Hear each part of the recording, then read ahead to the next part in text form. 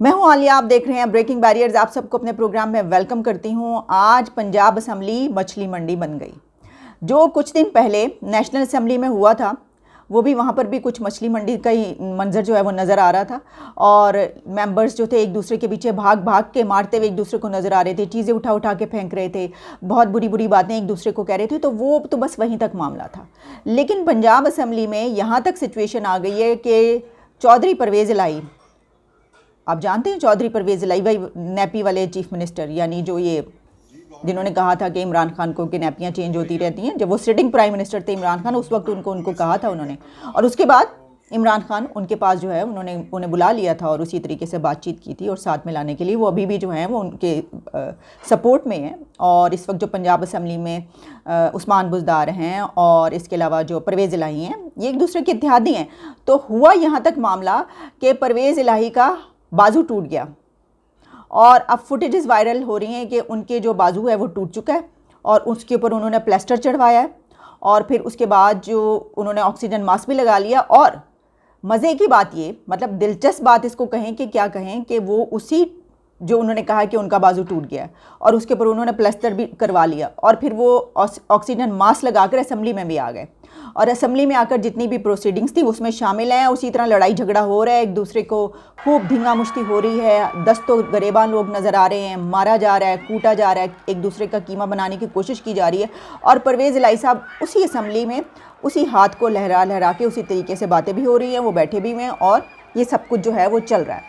तो मैं आपको साथ साथ फुटेजेस दिखा भी रही हूँ, लेकिन ये मामला शुरू किस तरीके से हुआ ये आपको बताती हूँ। कि जब दोस्त मोहम्मद मज़ारी आपको नज़र आएंगे इस फुटेज में, जो लंबे बालों वाले जो हैं उनको खूब मार पड़ी है, क्योंकि उनको पीटीआई और काफली जो है उनके अरकान ने घेर लिया था और उनके बाल खींच खींच के उनको मारा गया। तो वो इससे नज़र आया है कि अगर आप पाकिस्तान की असम्बली में हैं मेंबर, तो ख़ास तौर पर आप अपने बाल लंबे ना रखें, और अगर बाल लंबे रखने आपको शौक़ है तो उनको खुले तो बिल्कुल ना छोड़ें, वरना ये जो दोस्त मोहम्मद मज़ारी के साथ हालात हुए हैं, उनके बाल जिस तरीके से खींचे गए हैं वही हाल आपका भी होगा। तो हुआ कुछ यूँ कि जब वो पहुँचे इजलास करवाने के लिए और सदारत के लिए, तो जो हुकूमती अरकान है उनकी तरफ से उनकी जानिब लोटे उछाले गए, लोटे फेंके गए और लोटो लोटो की आवाज़ें आना शुरू हो गई। उनके डाइस का जो है वो घेराव कर लिया गया और दोस्त मोहम्मद मज़ारी को थप्पड़ मारे गए। ये सब मीडिया जो है वो कोट कर रहा है, मीडिया में ये सब रिपोर्ट हो रहा है जो मैं आपको बता रही हूँ। मैंने जाहिर अपनी आंखों से उनको, वहाँ पे तो मैं मौजूद नहीं थी कि मैंने देखा उनको थप्पड़ पड़े हैं, लेकिन ये कहा जा रहा है कि उनको थप्पड़ मारे गए। और वो फुटेजेस भी मैं आपके साथ साथ चला रही हूँ, अभी मैं आपको अलग से भी फुटेज आपके लिए प्ले करती हूँ। अच्छा, इसके बाद जो है हुआ क्या कि तमाम अरकान जो है वहाँ पर पहुँच गए और जो प्लान कहा जा रहा है जो था वो ये था कि आज की कार्रवाई को रोक दिया जाए। इसकी वजह ये कि आज नए चीफ मिनिस्टर ऑफ पंजाब का इलेक्शन है। इस सूरत हाल में आप जानते हैं ये तो मुश्किल था कि इसके बगैर जो है ये सब कुछ हो जाता। और फिर हुआ कुछ यूँ है कि उसके बाद सोशल मीडिया पे जो ट्रेंड्स चल रहे हैं और जो लोग जो हैं वो ट्वीट्स कर रहे हैं, जिसमें कि दोनों तरफ के सपोर्टर्स जो हैं ज़ाहिर है कि वो अपनी तरफ की ट्वीट्स करेंगे। हमें ये नज़र आया कि जो पीटीआई के सपोर्टर्स हैं या जो बल्कि बहुत बड़े बड़े जर्नलिस्ट जो हैं उनको भी मैंने ये देखा कि उन्होंने जो ये असम्बली का जो ये मंजर है इसकी फुटेजेस लगा कर वो ये कह रहे हैं कि ये तो जनाब सिविल वॉर का जो है ये तो नहीं होने लगी कहीं।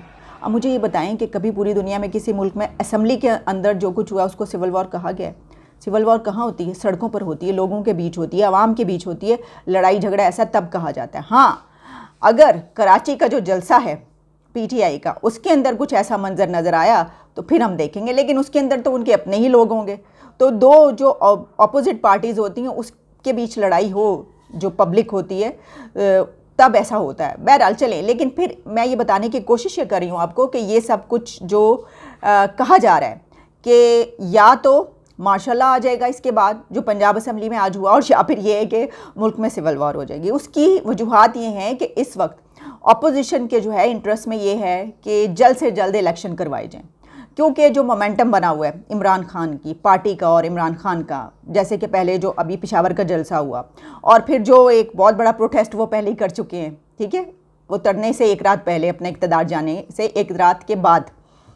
तो और फिर अब ये कि कराची का आप जलसा देखिएगा, ह्यूज गैदरिंग होगी, बहुत बड़ा जलसा होगा कराची का, आप देख लीजिएगा आज। मैं ये समझती हूँ, देखते हैं।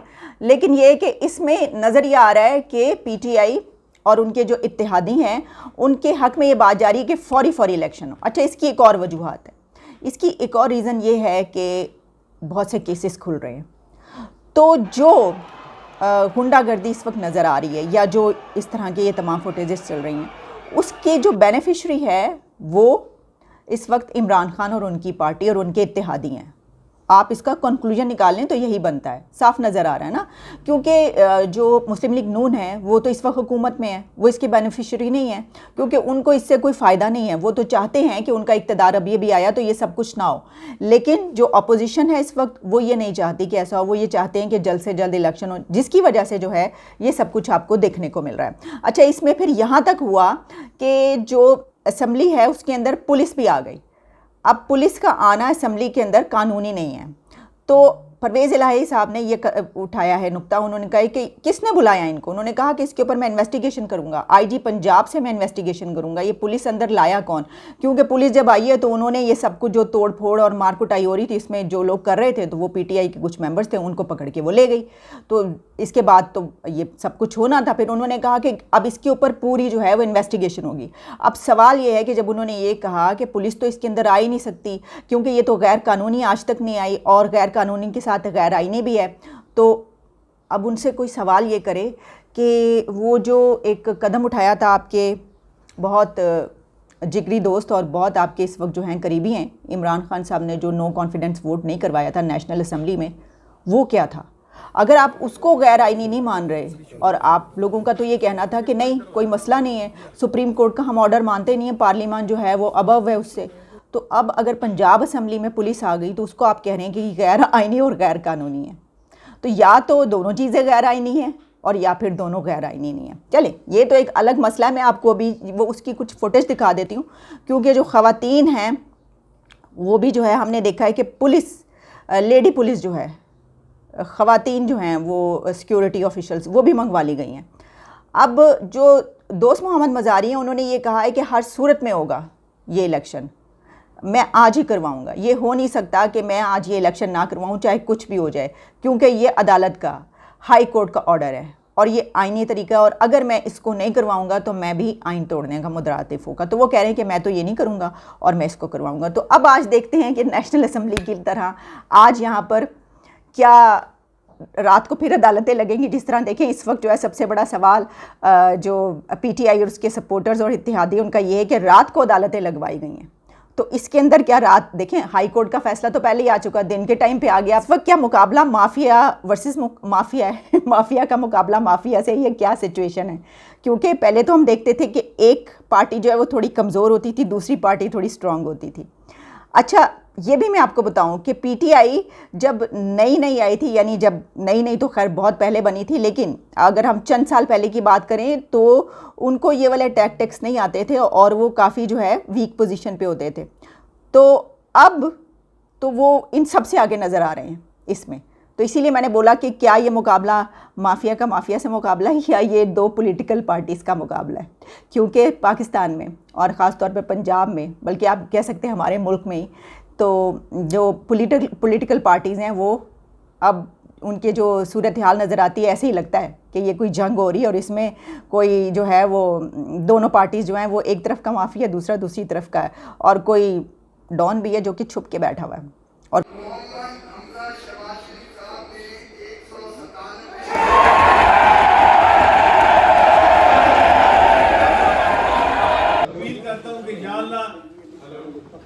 मेरे साथ इंसाफ हो और इनके साथ वो हो और सारी ये एक मिसाल बने रहती दुनिया तक, क़यामत तक। मैं इनको बख्शने के लिए तैयार नहीं हूँ।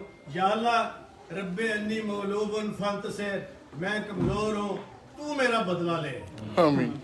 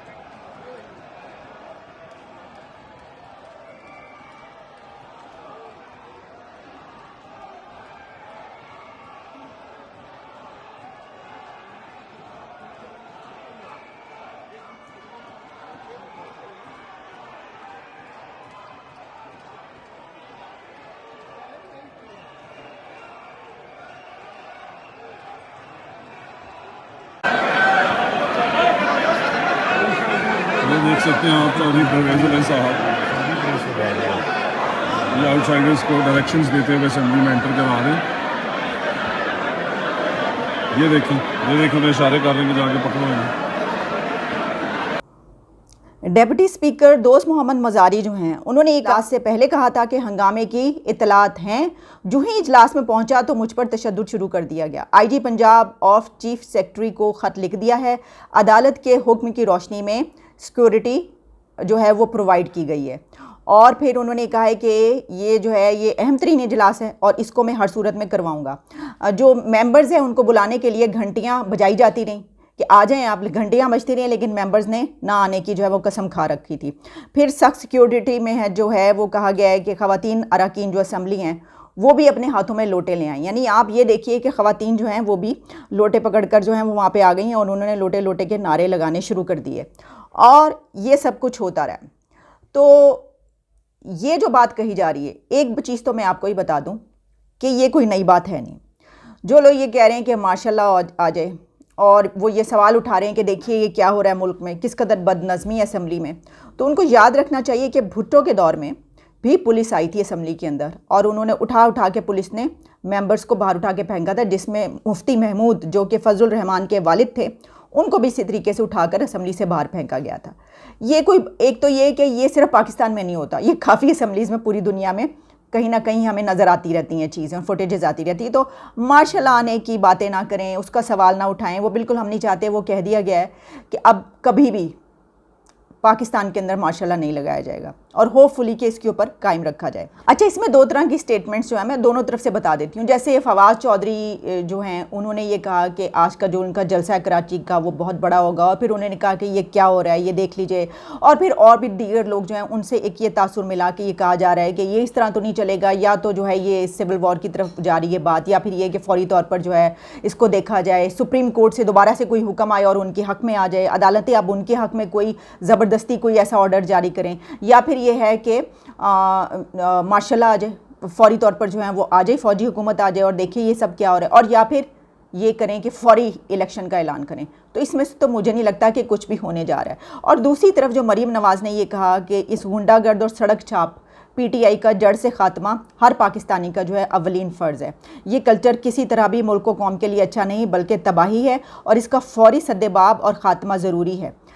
देखें, ये बात जो है कि जड़ से ख़ात्मा, तो किसी भी पॉलिटिकल पार्टी को हम नहीं समझते कि उसको जड़ से ख़त्म किया जाए और किया भी नहीं जाना चाहिए। पाकिस्तान में जब भी इस तरह की कोशिश हुई है तो उसके नतीजे बहुत भयानक निकले हैं और तमाम पॉलिटिकल फोर्सेस को जो है वो हक़ हासिल है कि वो अपना जो भी प्रोटेस्ट तो होते हैं, जो ये है ये आप समझ लीजिए कि डेमोक्रेसी का हिस्सा क्या करें। देखिए, जमहूरियत अगर आपको चाहिए तो उसमें इख्तलाफात होते हैं। हाँ, हमारे जैसे जो कंट्रीज़ हैं, हमारे मुल्क में ये जो इख्तलाफात हैं, कॉन्फ्लिक्ट है, वो बढ़ के यहाँ तक पहुँच जाता है। इसको आप ज़रूर सद्देबाब इसका करना चाहिए कि ये झगड़े जो यहाँ तक पहुँचते हैं कि एक दूसरे को मार कुटाई के तक पहुँच जाते हैं, इसका सद्देबाब होना बहुत ज़रूरी है और इसको जड़ से ख़त्म होना चाहिए कि कोई भी पॉलिटिकल पार्टी जो है वो माफिया ना बन सके।